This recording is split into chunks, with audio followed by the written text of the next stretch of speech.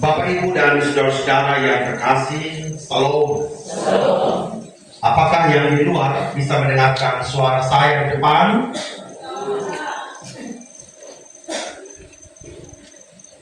Tema kita hari ini dalam merayakan Paskah Kristus, menantikan kenaikannya ke surga. Perjumpaan yang mengubahkan.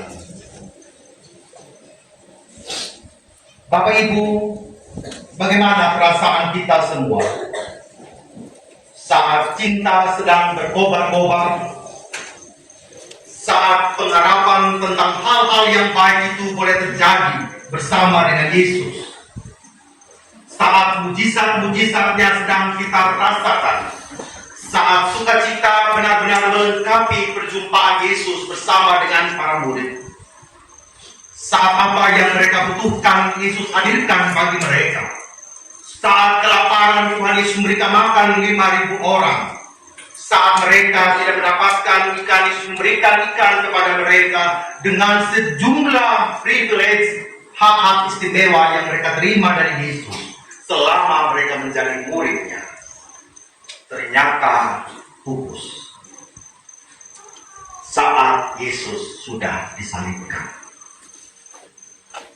Gambaran tentang Yesus yang begitu sempurna. Mereka tahu dengan benar siapa Yesus itu, sehingga mereka menjawab. Apa yang terjadi dengan orang Nazaret itu? Yesus bertanya kepada mereka. Mereka jawab apa? Dia adalah seorang nabi yang berkuasa dalam pekerjaan. Dia adalah seorang nabi yang berkuasa di dalam perkataan di hadapan Allah, bahkan di depan seluruh bangsa kami. Para murid mengenal dengan benar siapa Yesus itu dari Nazaret. Mereka juga tahu bahwa Yesus itu berkuasa atas seluruh kehidupan ini dan di depan orang lain. Tapi imam-imam kepala itu sudah membunuh dia dan menyalibkan dia. Padahal dahulu kami mengharapkan dialah yang membebaskan kami. Dialah pembebas Israel yang kami harapkan. Kami pergi ke kubur dan kami tidak menemukan jasadnya lagi. Jadi Bapak Mama, kita membayangkan sebuah perjumpaan yang sangat sempurna itu, ternyata Yesus tidak bisa memberi secara tuntas apa yang mereka kehendaki. Yesus harus mati, mereka harus kocar-kacir. Ketika mereka mengharapkan bahwa mereka berjumpa dengan Yesus dalam kuburannya, ternyata tidak ada. Orang sudah mencurinya, mayatnya sudah tidak ada lagi. Dan semua hal itu bercampur di dalam diri dan hidup mereka. Betapa kekecewaan demi kekecewaan itu mereka jumpai. Lagi tenar lagu lu Veronica ya. Lu kenal Veronica kok ya.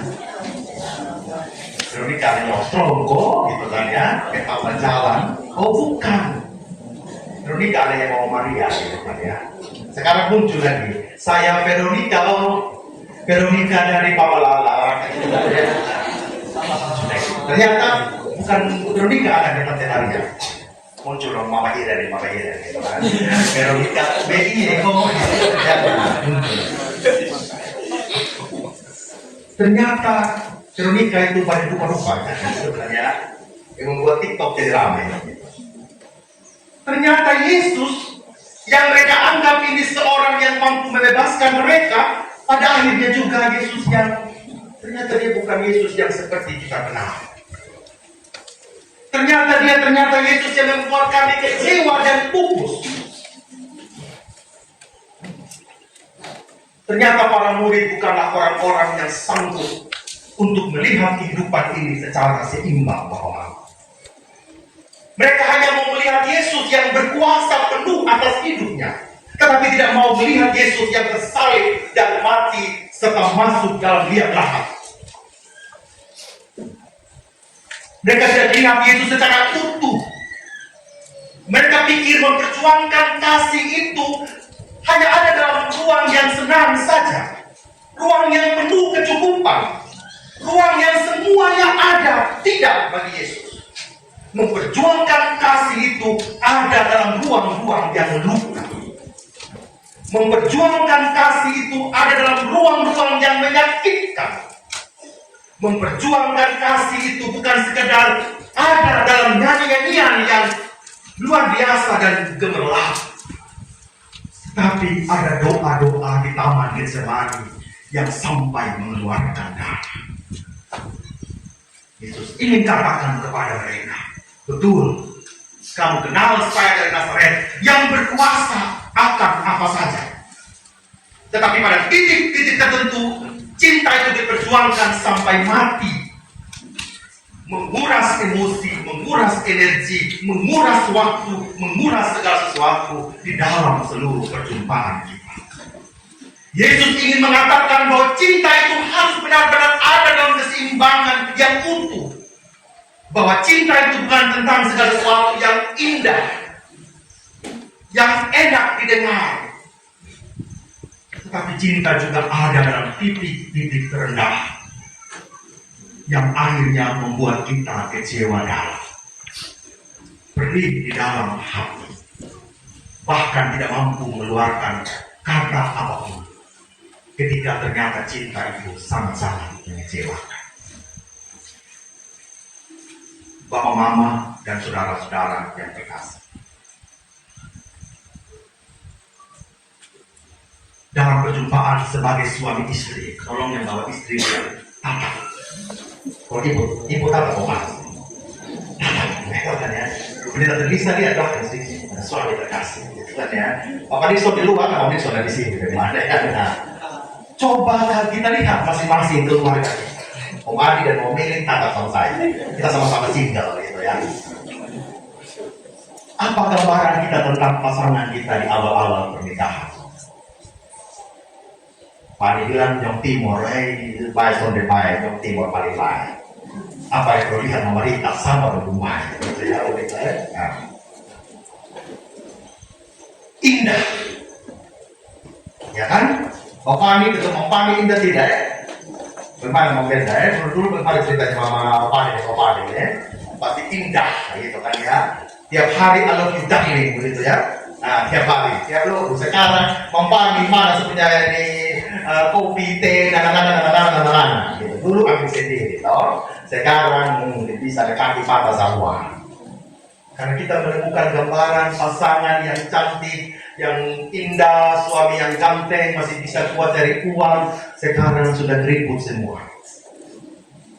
Kita mulai bilang, dulu, ini suami ini paling ganteng itu. Sekarang ini sekolah malas, produk putih di mana-mana. Makanya satu di salon, mama ya.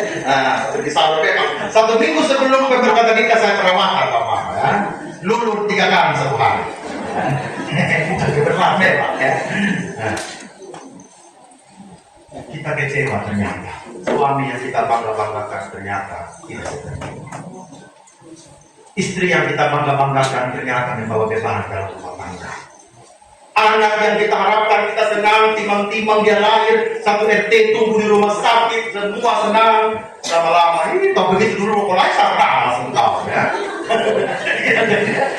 Sekarang ketika tiku aku saja tahu ini ya. Tidak utuh gambaran kita tentang cinta Bapak. Sama seperti murid-murid kepada Yesus. Ya, kita kecewa. Kita ingin pergi. Kita tidak kenal Veronica anak Armstrong, ternyata kita banyak ternyata Veronica berkembang hari ini, gitu ya. Tidak begitu. Lalu Bapak Mama, bukan saja suami kita, istri kita semakin tua, tetapi juga datang dengan berbagai macam pergumulan dalam kehidupan kita sebagai rumah Tuhan. Pasangan yang akhirnya jauh dari Tuhan, anak yang jauh dari Tuhan, ya. Persekutuan yang tidak mengangkat kita untuk semakin teguh di dalam Tuhan. Lalu dalam situasi yang seperti ini, ketika kehancuran keluarga, Ketika kehancuran komunitas itu kita jumpai, apakah kemudian kita katakan, saya ingin kembali ke Emmaus? Yesus bilang apa sama para murid, Bapak-Bapak? Tinggal di Emmaus atau Yerusalem? Tinggal di Yerusalem sampai Roh Kudus turun. Tapi apa yang terjadi? Yerusalem itu bukan tempat yang indah lagi. Tempat mereka waktu malam hari Palma ya, mereka mengatakan, Hosana, Raja Daud. Pas keluar mereka punya pakaian, daun-daun semua untuk jalan Yesus. Tetapi Yerusalem itu sedang tidak baik-baik saja. Yerusalem sedang mencekam.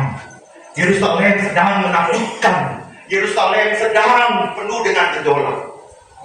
Lebih baik saya pergi saja ke Emmaus. Bapak Mama, ini istri-istri yang sudah burung nanti, yang sudah hidup kartu, kalau saya tanya ini mau pulang nggak? Mama pastikan mau pulang Jogja, nggak enak loh Jogja, ada pohon. Mau pulang nggak, Bapak Mama? Kita mulai menyesal, bisa punya rumah, bisa punya bapak dia pagi, keturun dua, gitu kan ya. Bisa punya rumah, saya tidak kerja, tidak korban perasaan, punya mama yang enak. Di sini kita mau bantu, yang senyum saja kayak ibu tiri, gitu kan ya. Senyum saya kayak ibu tiri, apa yang dia marah, gitu kan ya. Nah, kita mulai membanding-bandingkan. Seharusnya suami istri rumah tangga kita jadi Yerusalem, itu tidak. Tetapi tiap hari jadi bukit Golgota, Mama. Seharusnya rumah tangga kita itu taman Firdaus, tapi kita jadikan di taman Getsemani. Kita bilang, lebih baik saya pulang. Lebih baik saya kasih tinggal, saya punya keluarga. Kalau saya tahu begitu dulu, saya pulang, Aku punya kelakuan sebagai suami yang tidak tahu diri, dan semua kata-kata. Pulangkan saja aku pada ibu. Istri juga tidak mau kalah, suami juga tidak mau kalah. Kalau saya lihat dulu mulut manis sama cerewet sekarang ini, saya pulang. Saya pulang, saya punya orang tua, pasti saya suka di rumah kok aku sudah setelah Pak pulang. Kita ingin pulang ke Emmaus. Kita adalah orang-orang pengecut yang tidak berani untuk menghadapi kenyataan. Kita membandingkan rumah tangga kita dengan rumah tangga yang lain, Bapak Mama. Padahal Tuhan mau kita ada di Yerusalem, bukan di Emmaus. Tapi kita lagi memilih jalan ke Emmaus.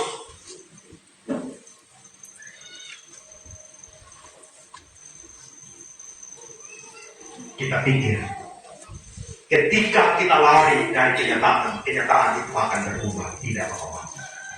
Kenyataan itu akan menjadi kita.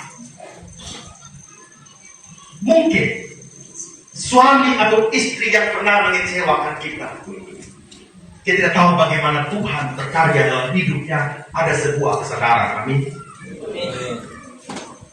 Pergumulan kita sebagai manusia, hancur-hancurnya kita sebagai manusia, bukan akhir dari segala-galanya, Bapak Mama. Kalau kita menyadari bahwa ada Kristus yang mau berjumpa dengan kita. Tetapi kadang-kadang kita pikir kehancuran dalam rumah tangga, kehancuran anak-anak kita pikir itu akhir dari semuanya. Tidak, Bapak Mama. Itu adalah cara Allah untuk memanggil kita. Amin. Amin. Kita tidak tahu dalam kehancuran itu sebenarnya Allah sedang bekerja. Dalam biarlah itulah Allah bekerja. Allah tidak mau mengalah dengan kematian. Allah tidak mau menjadikan kematian itu sebagai segala-galanya. Makanya dia menghadirkan kehidupan. Yesus yang sudah mungkin mengecewakan hidup mereka, justru Yesus itulah yang datang untuk memulihkan iman mereka. Bapak Mama, pesan firman Tuhan yang pertama, dalam perjumpaan dengan Yesus ada keteguhan. Jangan pernah buru-buru mengatakan hidup saya sudah hancur, tidak bisa lagi berubah.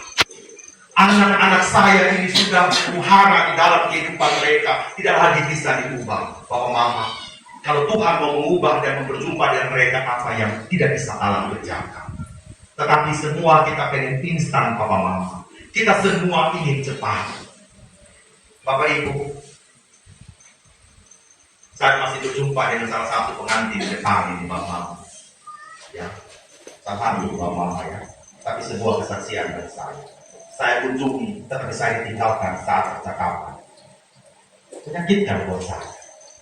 Tetapi itulah menjadi doa buat saya. Saya pikir, siapa saya di hadapan Tuhan?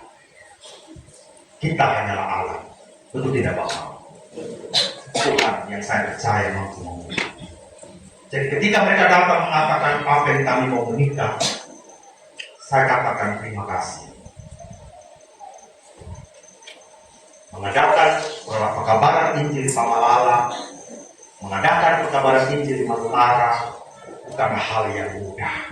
Meskipun jalannya tidak terjal, tetapi perasaan manusia yang terjal sekali, Bapak. Ya, terjal minta ampun, ya. Tidak gampang. Sekarang ini kami lagi bergumul dengan 40 pasang yang belum menikah, Bapak. Kemarin kami baru rapat menjadi jemaat. Apa yang harus kita perbuat? Meskipun sudah ada undang-undang juga bahwa kumpul kebo itu tidak boleh, bisa dilaporkan segala macam.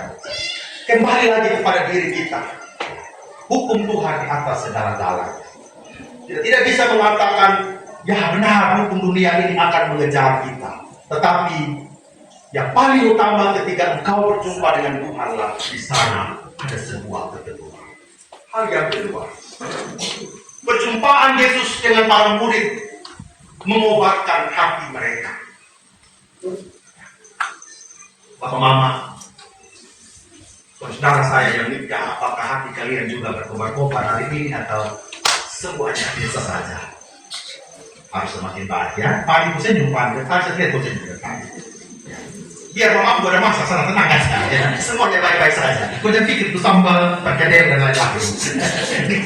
Tenang aja ya. Karena pagi itu makan, bapak tenang aja ya. Bapak ada kelapa ini, dikit lagi ya. Harus berkobar-kobar, harus terus semangat teman-teman ya. Kita ini sudah ada di Yerusalem, milik Allah. Harus ada sebuah perubahan dalam diri kita. Jangan sampai di depan tempat pasang ini sudah ada lagi. Tapi di mana? Ada di bulan baru di buku ini ya. Itu baru lagi.